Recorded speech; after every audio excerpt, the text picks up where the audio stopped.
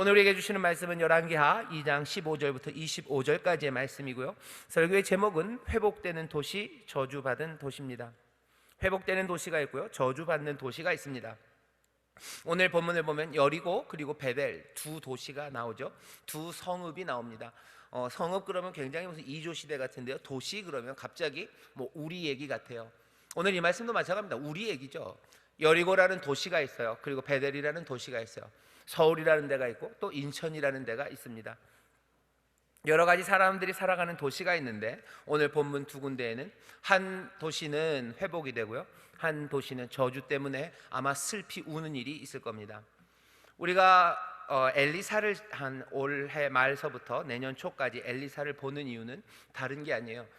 어느 때보다도 하나님의 구원과 하나님의 능력이 필요한 시절이고 또 그런 시절이기에 하나님께서 구원하시는 일과 능력을 행하시는 그 일로 우리 가운데 역사하실 것을 기대하기 때문입니다. 엘리사, 하나님이 구원이시다라는 그 이름 그대로 하나님의 구원, 그리고 그 일은 엘리사라는 하나님의 사람을 통해서 이루어져요. 그러니 이번 한 달 그리고 다음 한 달의 해를 넘기면서 우리가 볼 것은요, 구원하시는 하나님을 볼 거예요. 그리고 그 구원하시는 하나님의 일을 감당하는 엘리사, 그 사람들을 볼 겁니다. 하나님이 어떻게 역사하시는지 볼 거예요. 그리고 그 역사, 구원의 역사에 쓰임받는 사람들, 그 사람들을 볼 겁니다. 하나님을 보며 놀랍고 또 우리가 감사하고 은혜에 감격할 거고, 구원하는 그 사람들을 보면서요, 우리는 우리 자신을 돌아보며 어쩌면 회개하고 또 그 가운데 하나님의 구원의 일을 감당할 소망으로 우리를 채우시길 기대합니다. 이 일이 오늘 이 시간 우리 가운데 이루어질 줄 믿습니다. 하나님의 능력이 보이고 하나님의 회복이 보이고 또 그 일에 쓰임받는 하나님의 귀한 사람들이 보이셔서 우리 사랑하는 인천 순복의 모든 성도들, 특별히 함께 예배하는 우리 귀한 성도님들, 정말로 하나님의 놀라운 능력과 역사를 보고 그 일에 함께 참여하는 복된 삶이 되시기를 주의 이름으로 축원합니다. 오늘 15절부터 25절까지는요 사건이 한 3개쯤 나옵니다. 일단 아주 재밌는 이야기예요. 끝에는 좀 그렇게 재미는 없지만 그래도 이야기가 분명합니다. 이 이야기를 한번 쭉 따라가 보죠. 지난주에 우리가 엘리야가 하늘로 가고요, 엘리사는 그 능력을 받은 이야기를 우리가 읽었었습니다. 이제 엘리야는 갔어요. 불말을 타고 올라갔습니다. 겉옷을 내어 던져주죠. 겉옷을 이제 엘리사는 들고요, 요단강을 건너와요. 요단강을 건너오는 모습을 요단강 저쪽 건너편에 있었던 다른 제자들이 봅니다. 그리고서는 얘기하기 시작하는 거죠. 15절부터 제가 읽겠습니다. 맞은편 여리고에 있는 선지자의 생도들이 저를 보며 말하기를 엘리야의 영감이 엘리사 위에 머물렀다 하고 거기서 저를 영접하여 그 앞에서 땅에 엎드리고, 이렇게 돼 있어요. 이제는 전에까지는 뭐 비슷한 생도, 학생들이었어요. 하지만 그때도 사람들은 압니다. 엘리사가 엘리야의 수제자임을 알아요. 왜? 겉옷을 이미 엘리사에게 던져준 걸 다 압니다. 그러면서 이제 기다린 거죠. 언제 엘리야의 능력이 엘리사에게 갈까? 사람들은 좀 기대하고 있었어요. 그런 기대가 있을 뿐만 아니라 정말로 그 엘리야의 위대한 능력이 엘리사에게도 임할까? 사실은 조금은 의심도 하고 있었어요. 기대 반, 의심 반입니다. 그런데 그 사람들 눈앞에 펼쳐진 건 뭔가 불말을 타고 엘리야가 멀리 가는 게 좀 보인 것 같고요, 더 눈앞에 확실하게 보인 것은 엘리야가 요단강을 갈라서 걷는 것처럼 엘리사도 요단강을 가르고 건너온 게 보여요. 아마 기대와 의심 가운데 의심은 훨씬 더 줄어들고요, 기대만이 커진 거죠. 그러니 이 생도들은 이제 저를 영접합니다. 엘리사를 영접해요. 그리고 그 땅 앞에 엎드려요. 왜? 엘리야에게 임했던 하나님의 그 권능이 이 엘리사에게 임했기 때문에, 엘리사라는 한 사람에게가 아니라 하나님의 영이 임한 그이, 그리고 하나님의 그 권세, 권위 앞에 이 사람들이 엎드린 겁니다. 하지만 이 기대와 의심 가운데 의심이 다 사라지지는 아직 않았어요.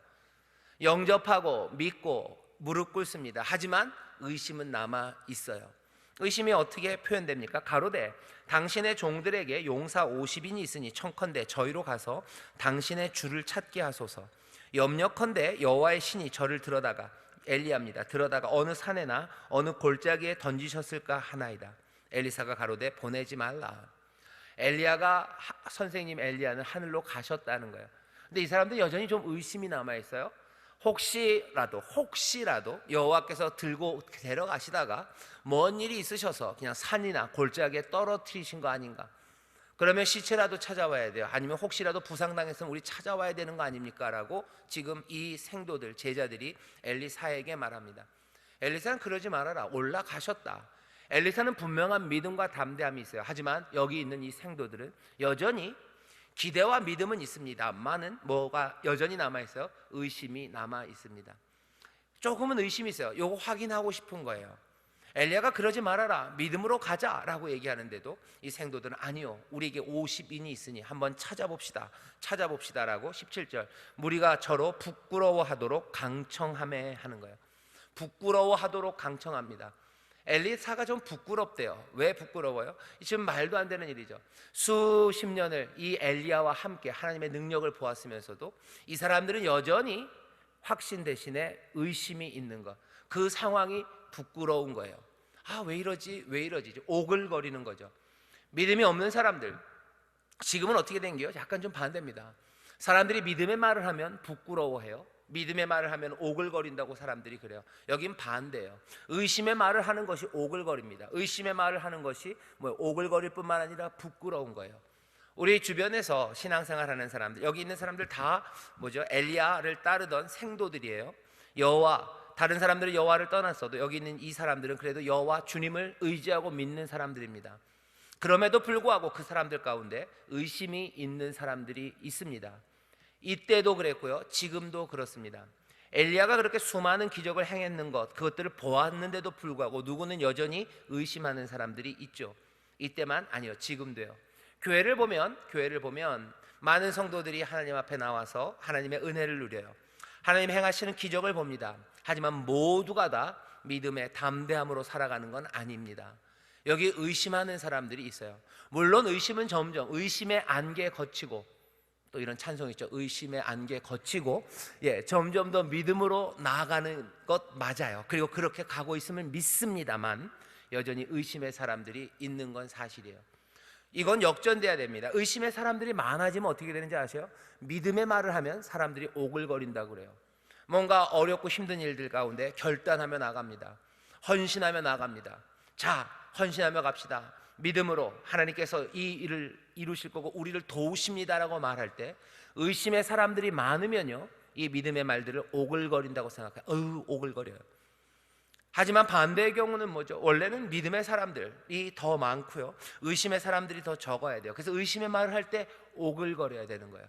교회 안에서 믿음의 말 말고 그건 안 될 것 같은데 그 말을 들을 때 부끄러워야 돼요. 그 말을 들을 때 오글거려야 되는 건데 어떻게 된 건지, 세상이 잘못되면, 의심이 훨씬 더 크면 믿음의 말이 우리를 오글거리고 부끄럽게 만들어요. 바라고 또 기도하고 기대하는 것은 우리 인천 순복음교회 모든 성도들, 우리가 모인 곳에서는 누굴 오글거리는 말은 필요 없어요. 하지만 우리 안에 의심의 말 대신에는 믿음과 담대함의 말이, 믿음과 담대함의 순종과 헌신이 넘쳐나시기를 주의 이름으로 축원합니다. 엘리사, 하나님의 구원을 이루는 사람은요, 믿음의 담대함을 붙잡는 사람들이에요. 마음의 의심의 안개는 걷어져야 되는 겁니다. 의심이 점점 더 커져가야 되는 것은 절대 아니에요. 그렇게 해서는 하나님의 구원과 또 구원받는 일에 쓰임받지 못합니다. 여기 엘리사는 그러지 말아라 얘기하는데 하도 그래요. 부끄럽도록 강청합니다. 그러니 그렇다면 한번 해보라고 보내요. 보내라 한지라 저희가 50인을 보내었더니 사흘을 찾되 발견하지 못하고 엘리사가 여리고에 머무르는 중에 무리가 저에게 돌아오니 엘리사가 저에게 이르되 내가 가지 말라고 너희에게 이르지 아니하였느냐 하였더라요. 이 사람들의 의심은 다시 한번 교정됩니다. 다시 한번 한 발짝 더 믿음으로 오게 되는 거예요. 의심은 줄고 믿음은 커가는 과정이 여기 보입니다. 하지만 여전히 구원은 누굴 통해서? 믿음의 사람들을 통해서 이루어집니다. 오늘 이 말씀을 통해서 아마 처음 시작해 봐야 되는 건요, 의심이 거치고 믿음이 점점 더 커져야 하나님의 구원을 보고 또 하나님의 구원의 사람들로 쓰임받을 수 있습니다. 자, 이제 본격적으로 그 다음 얘기예요. 여리고에서 엘리사가 있었는데요, 사람들이 그 성사람 여리고 사람들이 엘리사에게 말합니다. 우리 주께서 보시는 바와 같이 이 성읍의 터는 아름다우나 물이 좋지 못하므로 토산이 익지 못하고 떨어지나이다.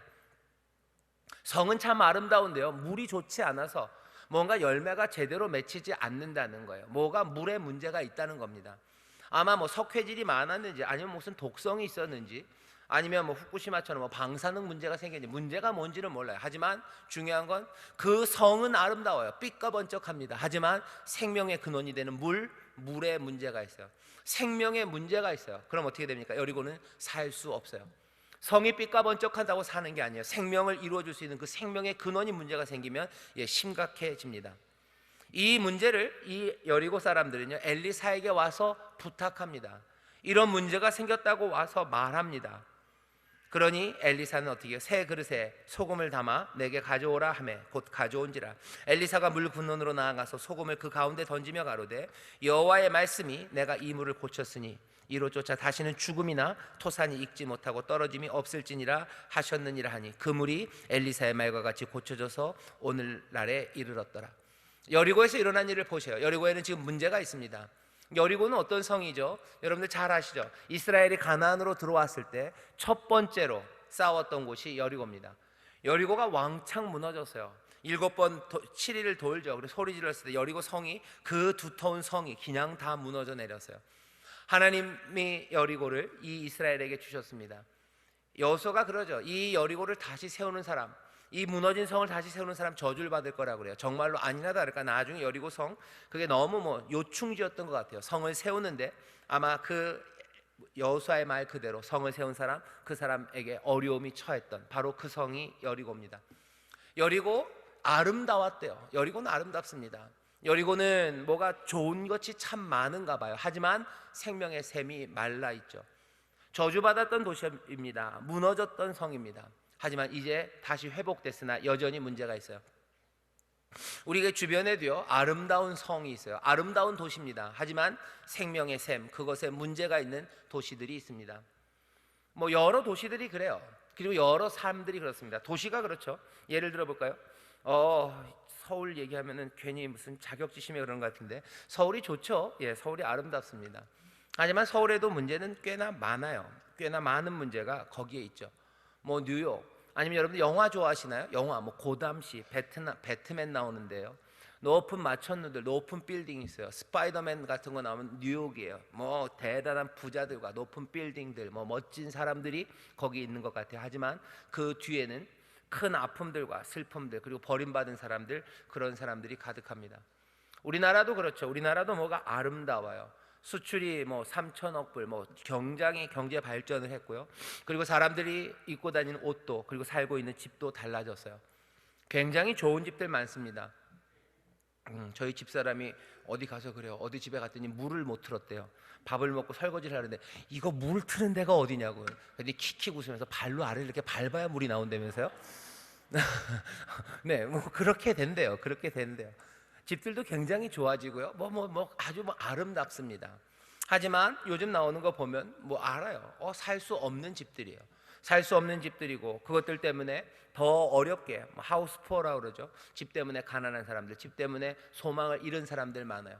한강변으로 대단합니다. 가보면 이런 건물들에서 사람들이 사네 싶은 것들로 아름답습니다. 많은 그 도시 전체의 생명 그것들은 점점점 이상해지는 곳이 얼마나 많은지 모릅니다. 터는 아름다우나 물이 좋지 못한 곳이 참 많습니다. 이건 도시에 관한 이야기만은 아닙니다. 남편은 좋은 직장 다니고요. 애들도 잘생기고 애들도 건강한 것 같아요. 하지만 아름답지만 그 물이 좋지 않은 생명의 근원이 말라버린 집들이 얼마나 많은지 몰라요. 남들 볼 때는 멀쩡하지만 그 속은 곪고 썩어 있는 사람들이 얼마나 많은지 몰라요. 대한민국에서 제일 예쁜 것 같고 세상에 대한민국에서 제일 칭찬 많이 받는 것 같고 대한민국에서 제일 좋은 집에 살아가는 그게 다 젊은 사람들, 젊은 남자들, 젊은 여자들 그 사람들이 퍽퍽 죽어나가는 걸 우리는 봅니다. 밤마다 골아 있는 거예요. 밤마다 잠 못 자는 거예요. 그 슬픔과 그 외로움을 감당 못하는 거예요. 그건 그냥 터져 나온 결과죠. 그 얘기는 그 아래는 훨씬 더 많은 문제가 있습니다. 그러니 그게 터져 나오는 거예요. 죽어간 사람은 10명이지만 죽을 만큼 아팠던 사람들은 아마 수백 명일 겁니다. 아마 그 수백 명은 그 사람들처럼 자살의 시도들을 실제로 했거나 아니면 하려는 시도들이 있는 사람들이에요. 그 밑에는 더 많은 사람들이 그 아픔을 가지고 있습니다. 도시는 아름다우나 그 물이 좋지 못한 것 그것이 무엇인지 우리는 압니다. 여기 여리고는 그런 곳이었어요. 아름답습니다. 하지만 물이 좋지는 못해요. 아름답지만 생명의 근원은 없어요. 문제가 심각합니다. 그런데 아름답고 좋은 건 뭐예요? 이 여리고성 사람들이 엘리사에게 와서 이 문제를 고합니다. 주의 이름을 부르는 거예요. 이 문제 뭐 아름다우니까 우리가 알아서 해결. 아니요, 물의 근원 우리가 알아서 해결. 아니 그냥 이러고도 사는 거지. 그러지 않았어요. 여기 엘리사에게 나옵니다. 나와서 말하는 거예요. 터는 아름답지만 물이 좋지 못합니다. 소산이 익지 못하고 떨어집니다. 우리가 죽게 되었습니다라고 누구에게? 주님 앞에 주의 이름을 부르며 나옵니다. 이럴 때 어떤 일이 일어나요? 이 엘리사가 소금을 가져오라고 그래요. 소금, 뭐 이것도 의미가 참 많죠. 새 그릇에 소금을 가지고 물의 근원에 가서 그걸 던집니다. 나중에 엘리사 이야기를 좀 계속 읽어보겠지만 엘리사는 뭘 이렇게 던지는 걸 좀 좋아해요. 소금을 던집니다. 소금을 던져서 거기에 들어가요. 그러면서 말하기 시작하죠. 뭐라고 선포합니까? 여호와의 말씀이 내가 이 물을 고쳤으니 이로 쫓아 다시는 죽음이나 토산이 익지 못하고 떨어짐이 없을지니라 하셨느니라 하니라고 얘기해요. 소금이 뭐 여기 뭐 대단한 뭐 안데스 산맥의 소금이 뭐 그런 소금 아닐 겁니다. 그냥 여리고에서 있었던 소금, 아마도 뭐 지중해에서 갖고 왔던지 아니면 사해에서 긁어온 그런 소금이겠죠. 그 소금이에요. 그 소금을 던집니다. 소금에 무슨 특별한 능력이 있었을까? 아니 어쩌면 그 선포 가운데 여호와의 손에, 주님의 손에, 주님의 사람의 손에 들렸을 때 그것이 능력이 있는 거죠. 오병이요, 그 떡이 무슨 그 보리떡이 특별한 보리, 뭐 우리밀로, 밀은 우리밀 아니네요. 우리보리로 만든, 아니면 무슨 특별한 보리고 거기는 그 고기는 무슨 굉장한 고기, 그렇지 않죠. 그냥 보리떡이었을 거고 그냥 물고기였을 겁니다. 하지만 주의 손에 들려서 감사하고 그리고 나눠지기 시작했을 때 많은 사람들을 살렸던 것처럼 이 소금도 마찬가지죠. 이 소금이 그렇게 특별하지 않았을 것 같아요. 하지만 이 소금이 누구의 손에? 여기 엘리사라는 성령에 충만한 사람, 그 사람 손에 들린 거예요. 그리고 더 중요한 건 뭡니까? 이 엘리사가 한 일은 하나님의 말씀을 선포하는 일입니다. 여호와께서 이렇게 말씀하셨다라고 뭐 하는 거예요? 선포하는 거예요. 여리고 거기에 있는 문제의 근원이 됐던 그 물을 향해서 이 사람 엘리사가 무슨 수로를 판 것도 아니에요. 거기 있는 것들은 뭐 성분 조사한 것도 아니에요. 여러 가지 해야 될 일이 있을 것 같지만 여기 있는 이 사람 엘리야는 다른 일 하지 않았어요.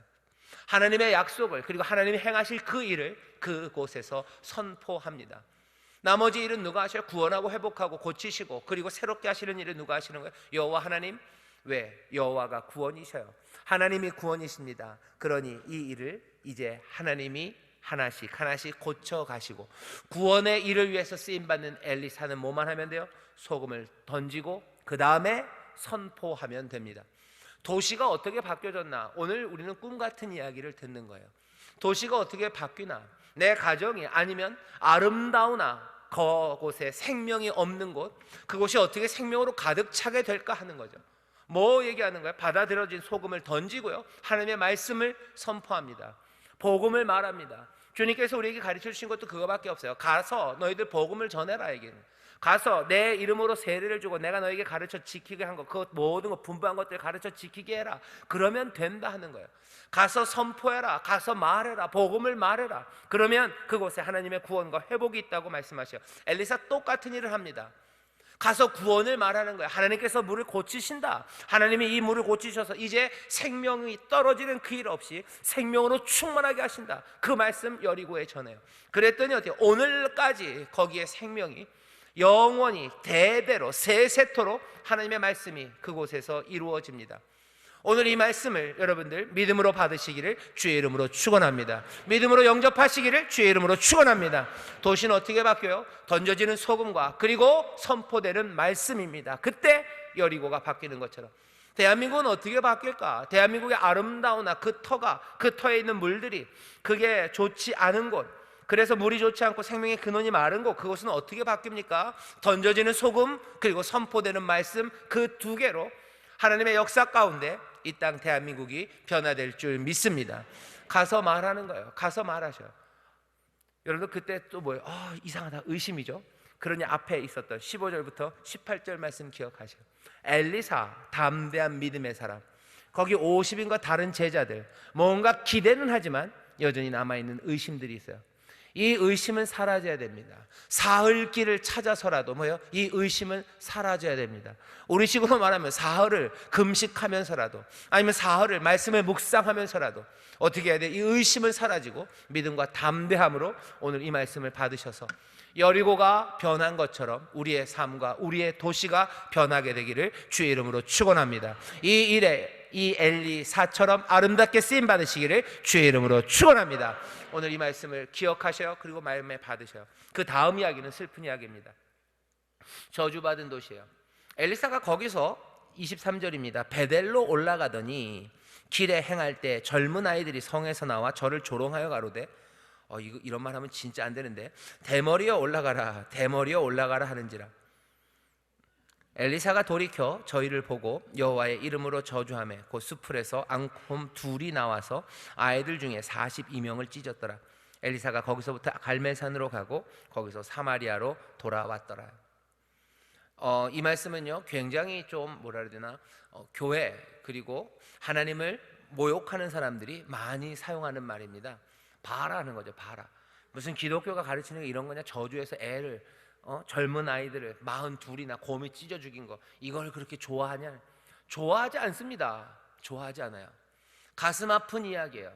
엘리사가 대단한 능력이 있네라고 우리가 이 말씀을 읽지 않아요. 뭐 이 말씀을 읽고 속상해하는 사람들만큼이나, 아니 우리는 그 사람들보다 더 속상한 사람들이에요.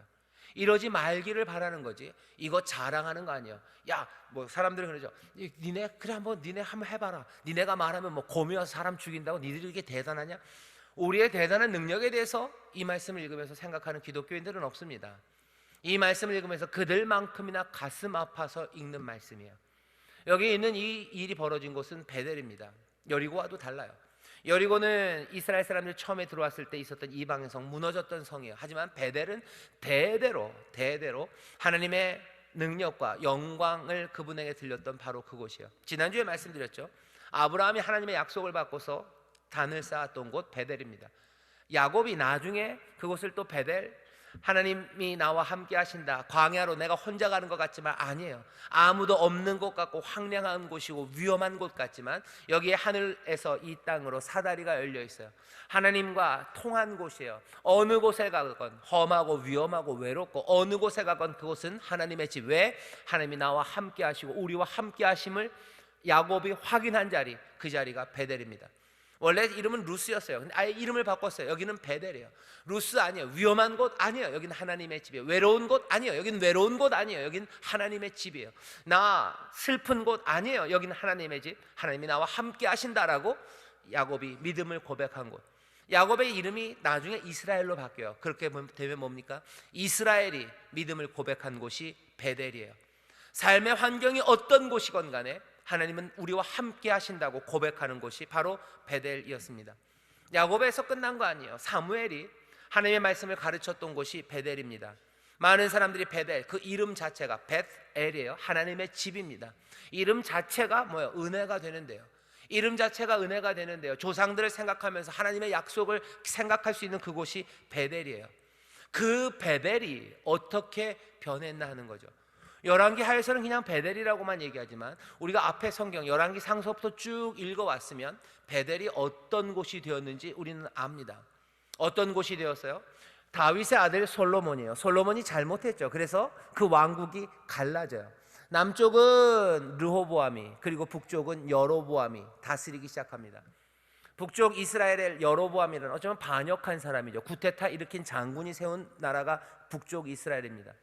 여로보암은 북쪽을 가졌지만 없는 게 하나 있어요. 땅은 훨씬 더 많고 지파는 훨씬 더 많습니다. 하지만 없는 게 뭐냐면 예루살렘이에요. 솔로몬이 만들었던 성전은 유다 땅에 있습니다. 그러니 이스라엘 그 북쪽의 사람들도요, 예배하러 예루살렘으로 갈 것 같은 거예요. 그건 막아야 돼요. 그래서 여로보암이 한 일이 뭐냐면요, 이 자기 이스라엘 그 북쪽 땅 제일 남쪽 예루살렘으로 가기 바로 전입니다. 거기에다가 뭘 하나, 베델이에요. 그 베델에 또 하나는 이스라엘 제일 북쪽입니다. 단이라는 곳에, 그 두 곳에다가 금송아지를 만들어요. 참 신기하죠. 만들어도 딴 걸 만들었어야지. 시내산에서 그랬는데 이 사람들이 송아지에 대한 사랑을 바꿀 수가 없는 거예요. 왜 그럴까 궁금하시죠? 우리에게도 그게 있어요. 뭐요? 우리도 소고기에 대한 사랑을 바꿀 수가 없는 것처럼 이 사람들도 금송아지를 버릴 수가 없어요. 왜? 그 아픔이 있었어도요, 그 주변에 소를 섬기는 게 굉장히 멋져 보이는 거예요. 소라는 게 뭐 대단합니다. 힘세 보이죠. 소, 힘도 보이고요. 그리고 또 뭐 소를 통해서 농사를 지면 뭐가 부요함도 가져다 주고요. 그리고 또 신에게 바칠 수도 있고 함께 먹을 수도 있고, 이것보다 좋은 게 없어요. 소만큼 좋은 게 없어요. 그러니 여러분, 예루살렘으로 사람들이 가다가도 베델에 멈추라는 거죠. 내려가던 사람들 여기다 멈춰라. 길목에다가 베델, 거기다 금송아지를, 또 저 북쪽 끝에다가 여기 중간쯤에 있는 애들 아래로, 곧 길도 막히는데 아래로 올 거 없다는 거죠. 그냥 북쪽으로 가라. 예루살렘으로 가지 못하게 하는 겁니다. 그래서 베델과 여기 위에 단에다가 금송아지를 가져다 놨어요.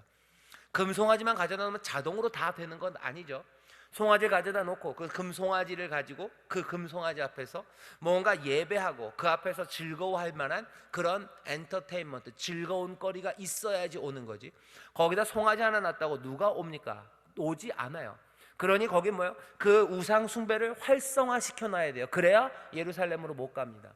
단과 베델, 특별히 베델은 더 요충지예요. 왜? 여기 베델 지나면 바로 예루살렘, 유다로 가는 거예요. 사람들이 유다로 가서 돈 쓰고 유다로 갔다가 뭐 마음 변하고 그거 싫은 거죠. 못 보내요. 그러니 거기다 베델, 그곳에 금송아지를 둔 겁니다. 금송아지를 두고 금송아지를 섬길 수 있고 숭배할 수 있는 모든 여건들, 모든 즐거운 것들, 모든 편의시설들 할 수 있는 만큼 거기다 해놨어요. 그러니 베델은 뭐가 된 거예요? 하나님의 집은 어느샌가 우상의 집이 되어버렸어요. 어느샌가 만민이 기도해야 되는 그 집이 강도의 구렬이 되었음에 대해서 예수님께서 분노하시고 예수님께서 그 모든 상들을 엎으셨던 것처럼 지금 베델, 하나님의 집이라고 말했던 그곳은 하나님의 진노, 그것의 진노 아래 있는 바로 그런 곳이 됩니다. 그냥 단순히 금송아지만 있었던 건 아닌 것 같아요. 이 젊은 아이들이, 꼬마들이 하는 이야기를 보세요.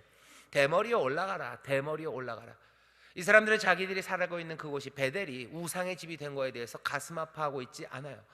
어느샌가 시간이 지나면서요, 우상을 섬기고 하나님의 말씀을 떠나가기 시작하면서요, 하나님의 말씀에 대한 무시와 조롱, 그것들이 온 도시에 가득 찬 거예요. 하나님의 말씀 무시된 거예요. 우상 숭배하면서 우리 하나님의 말씀은 존중해요. 십계명 지키며 삽니다. 그 대신 그냥 우상만 좀 섬겨요. 이게 좀 재밌걸랑요. 이건 안 돼요. 우상을 섬기며 하나님의 말씀 난 다 지킨다, 그건 아니에요. 우상을 섬기며 그것 따라가기 시작하는 거예요. 어떻게? 하나님의 말씀은 더 이상 카베드, 공경받지 못합니다. 하나님의 말씀은 묵직하지 않아요. 하나님의 말씀은 그냥 가벼워요. 가벼워요. 그냥 훅 쳐버릴 수 있어요. 그냥 발로 퉁 차도 상관없어요. 안식일을 거룩하게 지켜라. 아니에요. 아이들 식으로 말하면 학원 선생님 말보다 주일날 교회 오라는 말이 훨씬 더 가볍습니다.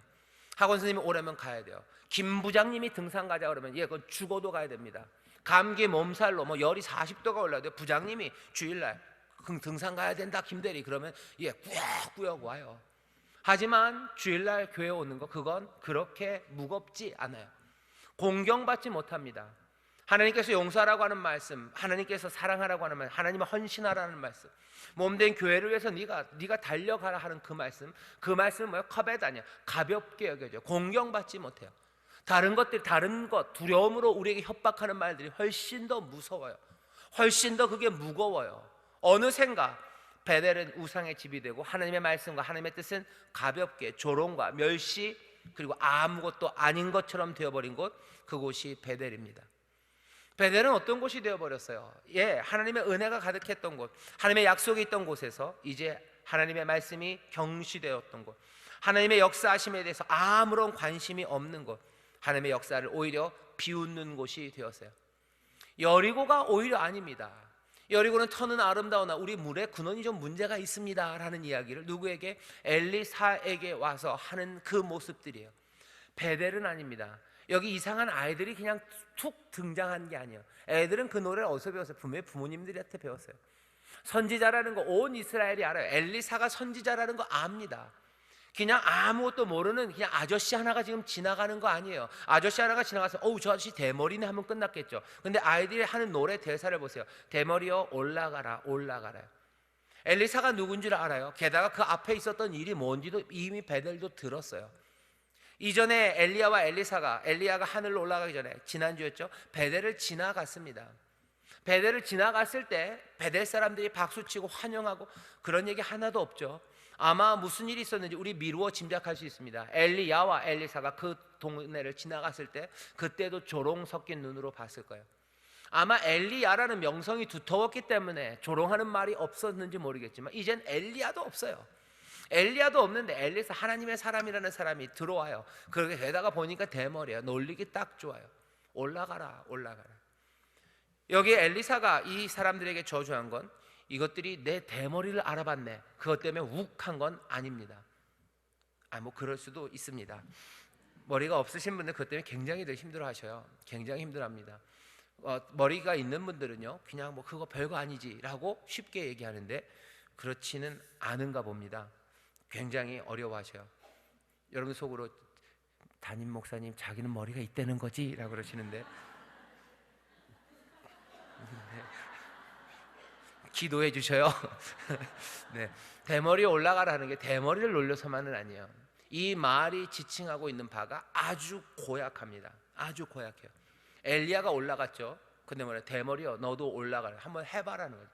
너도 한번 해봐라. 너도 한번 해봐라. 놀려요. 게다가 너도 올라가라 하는 말이 올라가서 잘 됐다 하는 거야. 엘리야 꼴 보기 싫은데 잘 됐다. 너도 꺼져라는 거죠. 너도 꺼져라. 너도 네 선생이 뭐 하늘로 갔다는데 믿지도 않아요. 사실은 정말로 엘리야가 불병거를 타고 하늘로 올라갔다고 베델이 믿었다면 이런 말 못합니다. 그냥 올라가는 척하다 해서 뭐 죽었겠지, 괜히 그렇겠지, 거짓말. 너도 한번 해봐라. 너 한번 우리 앞에서 올라가 봐라. 올라가다가 어떻게 떨어지나 한번 보자. 아니, 또 올라가서 없어져도 좋다는 거예요. 이건 철저한 무시입니다. 그리고 조롱입니다.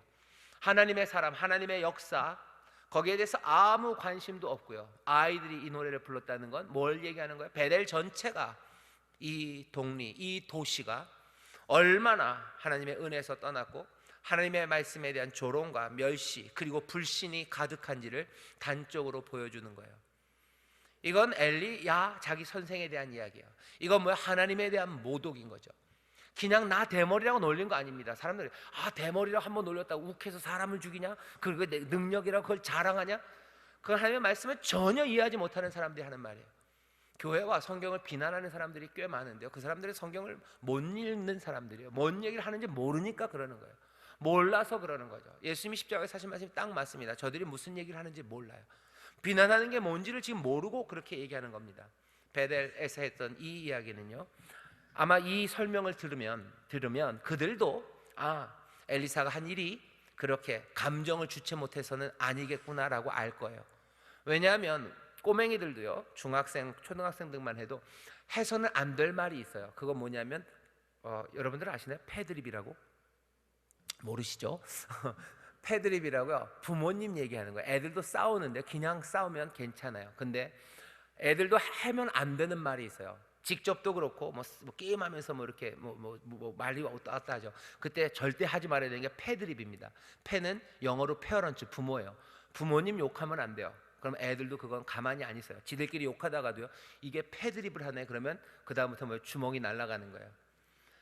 여기 엘리사 지금 나 대머리라고 놀리는 것 때문에 흥분해서 그냥 그렇게 이 42명이나 되는 어린아이가 죽게 만든 게 아닙니다. 지금 이 아이들이 하는 말은요, 이건 패드립이에요. 정말로 할 수 없는 말이고 그 동리 전체가, 도시 전체가 얼마나 심각한지를 지금 보여주는 거예요. 어른들 나빠요. 그 도시는 나쁩니다. 그 도시와 거기 있는 어른들은 벌 받아야 돼요. 그런데 왜 하필이면 아이를 죽습니까? 아마 아이들이 죽는 것이 그 도시에 있는 어른들에게 가장 뼈아프고 그리고 가장 심각한 저주였기 때문일 겁니다. 6월절 날 애굽의 모든 장자가 죽었던 것과 비슷해요. 돌아오기를 하나님 바라실 겁니다. 하지만 지금 이 시간에는 여기는 저주 그리고 이 슬픔이 이 베델에 있습니다. 오늘 우리가 두 도시를 봤어요. 여리고 그리고 베델을 봅니다. 한 도시는 망하고 그리고 저주받았던 도시가 하나님의 은혜를 누려요. 한때는 하나님의 은혜가 가득하고 하나님의 약속과 하나님을 향한 찬송이, 진심의 감사가 있었던 바로 그 베델이 여기 우상의 집이 되어버렸어요. 이 여리고는 하나님의 구원을 맛봅니다. 이 베델은 하나님의 저주를 맛봐요. 오늘 설교의 제목입니다. 회복되는 도시와 저주받는 도시의 이야기를 우리가 봤어요. 오늘 이 일이 끝나고 나서 이 사람 엘리사는 어디로 갑니까? 오늘 본문의 마지막이야. 거기서부터 갈멜로 갑니다. 갈멜은 어디죠? 선택이 요구되었던 곳이에요. 여호와가 하나님이냐 바알이 하나님이냐, 누굴 섬겨야 되는지 선택이 요구됐던 바로 그 갈멜로 엘리사는 갑니다. 아마 여리고와 베델에서 있었던 일을 보고 깜짝 놀랐을 거예요. 엘리사는 믿음으로 행했죠. 하지만 정말로 소금을 던지고 여호와의 말씀을 선포했을 때 그 물이 달라지는 걸 보며 아마 엘리사도 놀랐을 겁니다. 여기 말도 안 되는 하나님을 향한 조롱과 멸시와 그리고 그 불신이 있는 곳, 그곳에서 뭐라 그랬어요? 그냥 저주했을 뿐이에요. 그런데 곰이 나타나서 그렇게 아이들 42을 찢을 줄 어쩌면 엘리사도 몰랐을 겁니다. 엘리사가 하나님 앞에, 하나님 곰 2마리 암콤으로 꼭 보내주셔요. 암콤으로 보내주시고 한 42 정도 잡죠 라고 얘기한 거 아니에요. 그냥 여호와의 이름으로 저주했을 뿐이에요. 하지만 암콤 2이 튀어나와서 아이 42를 찢습니다. 아마 엘리사가 제일 놀랐을 거예요. 여리고에서 하나님의 말씀을 선포했을 때 그 물이 달라졌을 때 아마 엘리사가 가장 놀랐을 거예요. 왜? 다른 사람들은 뭔가 다른 의심들을 할 수 있어요. 엘리사가 갖고 온 소금에 뭐가 있나 보다, 뭐 소매에 뭘 숨겼나 보지. 안 숨긴 거, 이거 아무것도 아닌 거 누가 제일 잘 알아요? 엘리사가 제일 잘 알아요. 내가 아무것도 아닌 사람인 거 엘리사가 제일 잘 알아요. 엘리야의 겉옷이 나에게 임했지만 능력과 성령의 기름 부으심 말고 내가 아무것도 아니라는 거 누가 제일 잘 알아요? 엘리사가 제일 잘 알아요. 하지만 복음을 선포했을 때 정말로 여리고에 구원이 임하고 회복이 임하고 이 베델에 하나님의 저주를 말했을 때 정말로 저주가 임하는 걸 보고 누가 제일 놀랐을 것 같아요? 엘리사가 제일 놀랐을 겁니다. 그러니 어디로 가요? 갈멜로 갑니다. 하나님의 능력이 보여졌던 곳이에요. 하나님께서 선택을 요구하셨던 곳이에요. 정말로 여호와가 하나님이시고 여호와가 구원이시라고 믿는다면 갈멜에서 있었던 그 기적과 능력이 임할 것을 다시 한번 이 사람 엘리사는 확인하러 가는 것 같아요. 하나님의 저주가 잘못 선택된 그곳에 임하실 것을 이제 분명히 보았기 때문에 갈멜 그곳에서 두렵고 떨리는 마음으로 내가 전해야 될 메시지, 그 메시지를 엘리사는 다시 한번 확인합니다. 하나님의 능력이 나타날 거예요. 뭐에 따라서? 우리의 선택에 따라서. 우리가 하나님의 의를 따라 주의 이름을 부르면, 그리고 주의 말씀대로 주의 말씀과 그 구원을 선포하면 하나님이 이루실 놀라운 능력들, 또 그것들을 거부하고 조롱하고 불신하고 멸시할 때 임할 그 저주, 그것들을 갈멜산 그곳에서 엘리사는 분명히 보고 있습니다. 그리고는 어디로 가요? 사마리아 그리로 돌아가요. 왜? 사마리아 그곳에서 하나님의 말씀이 전해져야 돼요. 사마리아 성이 어디로 갈까 하는 거죠. 사마리아는 여리고처럼 될까? 사마리아는 이 베델처럼 될까? 사마리아는 회복될까? 아니면 더욱더 그 저주 가운데 무너질까? 엘리사는 그곳으로 갑니다. 우리는 역사를 좀 알죠. 잠깐은 회복되기도 해요. 하지만 결국은 그 사마리아는 베델, 그 저주, 아이들 42이 암콤에게 찢기는 일, 아니 그것보다도 훨씬 더 흉측한 일, 아수르가 쳐들어와서 아이들을 패대기 치고 몽땅 다 찢고 몽땅 다 불태우고 그리고 다 무너뜨리는 그 일을 당합니다. 회복되는 도시 그리고 저주받는 도시, 우리는 두 가지를 오늘 우리에게 봐요. 갈멜로 어쩌면 우리도 함께 가야 됩니다. 선택의 길, 하나님의 능력 그 앞에 서요. 그리고는 어디? 사마리아, 우리가 살려야 되고 그리고 일으켜야 되는 내 가정과 교회와 그리고 이 땅으로 나아가야 됩니다. 하나님의 사람들, 하나님은 구원과 그리고 저주 그 모든 것들을 두 손에 들고 계셔요. 그리고 뭐라고 얘기하죠? 택해라 하는 거죠. 우리가 지난번에 신명기에서 모세가 했던 말이요, 이스라엘아 너희들 택해라. 여호수아가 했던 말이요, 이스라엘아 너희들은 택해라. 나와 내 가족들은 여호와를 택할 건데 너희는 누굴 택하냐 하고 그 택함을 우리 앞에 내어놓습니다. 오늘 여기 수요예배 나오신 우리들도 마찬가지예요. 하나님 앞에서 우리가 제대로 택했어요. 그 다음에 하나 더 봐야 되는 거 뭐예요? 내가 하나님을 택함으로, 내가 주의 구원을 붙잡고 주의 이름을 부름으로 내가 구원받는 것에서 멈추지 않고요, 지난주 계속해서 말씀드렸어요. 엘리야와 엘리사에게 그러셨던 것처럼 우리에겐 성령을 부으셔요. 우리로 하여금 사마리아로, 또 우리로 하여금 그 왕들 앞으로 달려가게 하신 게 우리들입니다. 나는 가서 어떻게 할 건가요? 다른 것 없어요. 그 사람들이 의심 대신에, 조롱과 멸시 대신에 하나님을 선택하기 위해서 어쩌면 오늘 잘 들으십시오, 하나님의 능력이 나타나기를 소망하셔야 돼요. 베델은 아직 그 능력을 못 봤어요. 하지만 여리고는 그 능력을 보았기 때문입니다. 그러니 여리고는 주 앞에 나와요. 하지만 베델은 나오지 못합니다. 어쩌면 우리가 살리는 일로 가길 때 어쩌면 우리가 더 간절해요. 왜? 하나님의 능력이 우리 가운데 나타나서 우리 자랑하려고 하는 거 아닙니다. 저 완악한 마음과 그리고 조롱하고 멸시하는 그 마음들이 주님의 능력과 영광을 보고 그들이 겸손하고 겸비하여져서 하나님 앞에 나오기를 우리는 소망하며 나가는 거예요. 우리는 그리스도의 향기입니다. 근데 그 향기는요, 두 가지 일을 해요. 고린도 후서에 보면 이런 말씀이 있습니다. 제가 읽겠습니다. 고린도 후서 2장입니다. 고린도 후서 2장 15절입니다. 우리는 잠깐만요. 제가 눈이 좀 나빠졌어요. 기도해 주세요. 제 머리가 아니라 머리 빠지는 거 눈입니다. 고린도후서 2장 14절부터 제가 읽겠습니다. 항상 우리를 그리스도 안에서 이기게 하시고 우리로 말미암아 각 처에서 그리스도를 아는 냄새를 나타내시는 하나님께 감사하노라.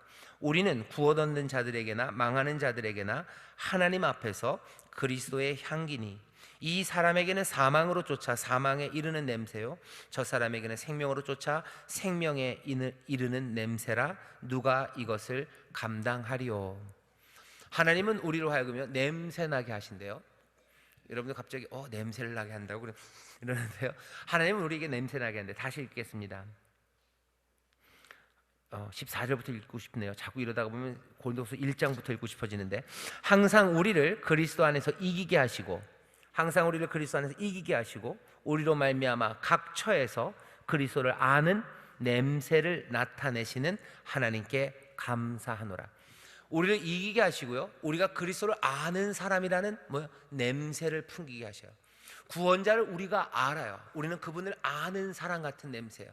그분을 알기에 그분의 말씀을 전할 수 있어요. 그분을 알기에 그분이 맡기신 일을 하는 사람이라는 그 냄새가 난대요. 그런 냄새를 나게 하시는 하나님께 감사합니다.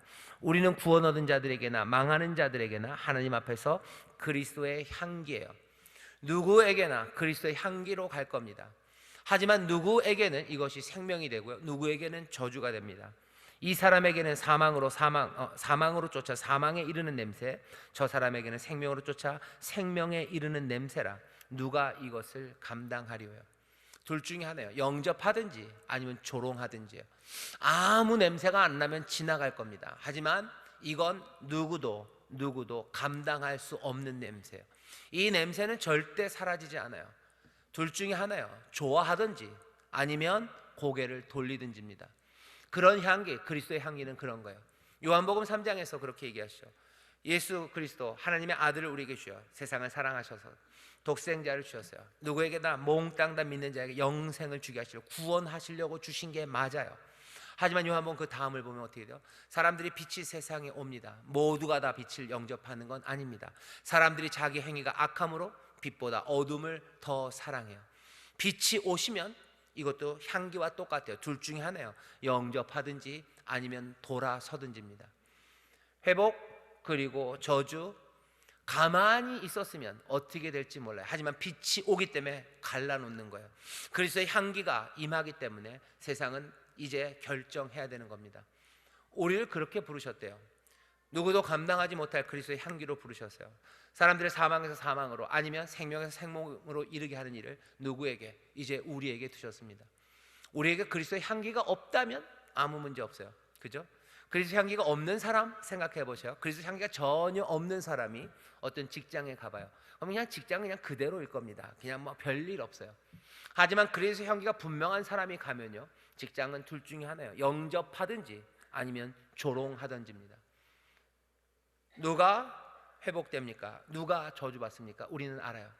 의심하고 조롱하고 멸시하는 이들이 아니라 겸손히 그 앞에 나와 무릎 꿇고 영접하는 도시가 바로 그 가정이 어떻게 해요? 회복되고 구원을 얻습니다. 먼저는 우리가 맡게 되는 그리스도의 향기와 먼저는 우리에게 임하시는 빛을 우리가 먼저 영접해야 돼요. 그 능력 가운데 하나님 행하시는 놀라운 크신 역사를 보면서요, 그 은혜, 그 부르심, 그것들을 우리가 영접해요. 그 다음에 어떻게 해요? 부르짖어 기도하십시오. 내가 가는 그곳이 조롱하고 멸시하고 돌아서는 것이 아니라 그리스도 앞에 무릎 꿇고 영접하고 주의 이름이 부르는 곳이 되기를. 막연하게는 아니에요. 한 번만 더 기도하셔요. 하나님의 능력이 나타나시길 기도하십시오. 그게 여리고를 도운 것처럼 하나님의 능력이 우리를 돕습니다. 지난주에도 말씀드렸어요. 하나님이 지난주가 아니죠, 주일날이네요. 엘리야에게 그냥 사명을 주신 거 아니에요. 하사엘에게 가라, 아람에게 가라. 너 아람에 가서 하사엘에게, 또 무슨 이스라엘에 가서 예후에게, 그냥 말씀하셔도 되지만 세미한 음성 전에 바람, 그리고 또 지진, 그리고 불을 보이셔요. 그 휘몰아치는 바람, 돌을 부수는 바람과 타오르는 불들, 그리고 흔드는 진동, 그 가운데 임하는 말씀이에요. 물론 말씀만 오셔도 순종할 수 있습니다. 하지만 하나님이 엘리야에게 그렇게 하지 않으셨어요. 어차피 불 가운데도, 진동 가운데도, 어차피 바람 가운데도 있지 않을 거면 그거 뭐하러 하신 거예요? 그냥 폼 잡으신 거예요? 아니요. 그 능력과 그 휘몰아치는 그 힘들, 그 힘을 보이시고요, 그리고 말씀을 주시는 거예요. 바라는 건 우리가 세상에 하나님의 능력을 전하고 우리가 하나님의 놀라우신 복음의 선포를 하는 그 자리에 사랑하는 마음입니다. 내가 자랑하려는 거 아니고 꼭 이것이 꼭 있어야만 되는 것도 아니에요.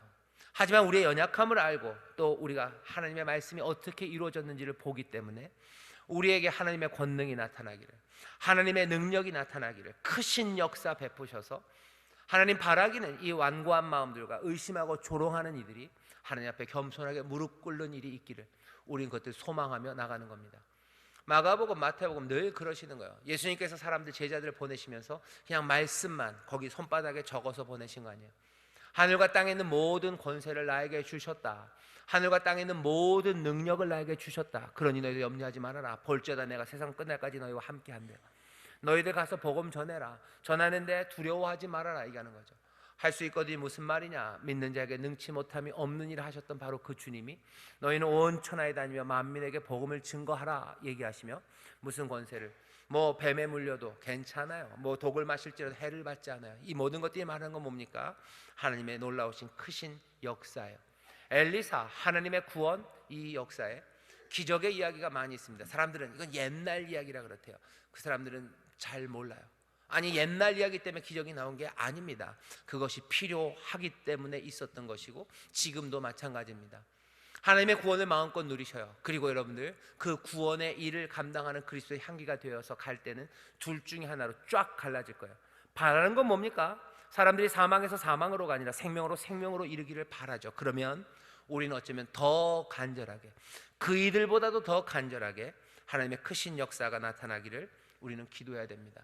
하나님의 역사가 나타나기를, 기적이 나타나기를 여러분들 간절히 기도하시죠. 내 욕심 때문에 아니에요. 내 자랑 때문에 아닙니다. 그들을 위해서 사랑하는 마음으로 그렇게 기도하실 때, 이게 주의 말씀이 내 안에, 내가 주 안에 있는 겁니다. 그렇게 간구할 때 무엇이든지 원하는 대로 구해라. 어떻게 하시는데? 내가 시행하리니 라고 해요. 하나님 앞에 영광이, 우리에게는 놀라운 기쁨과 감사가 넘치는 일들이 분명히 이루어질 줄 믿습니다. 회복되는 도시들, 회복되는 구원의 역사가 우리 가운데 넘칠 줄 믿습니다. 그 일을 위해 우리가 쓰임받게 될 줄 믿습니다. 또 우리는 기적을 구하며 사랑하는 마음으로 하나님의 역사를 구하며 나갈 때 주님께서 그 역사로 우리 가운데 길을 여시고 또 새 일을 행하실 줄 믿습니다. 기도하겠습니다. 하나님 감사합니다. 하나님의 구원의 역사가 이루어집니다.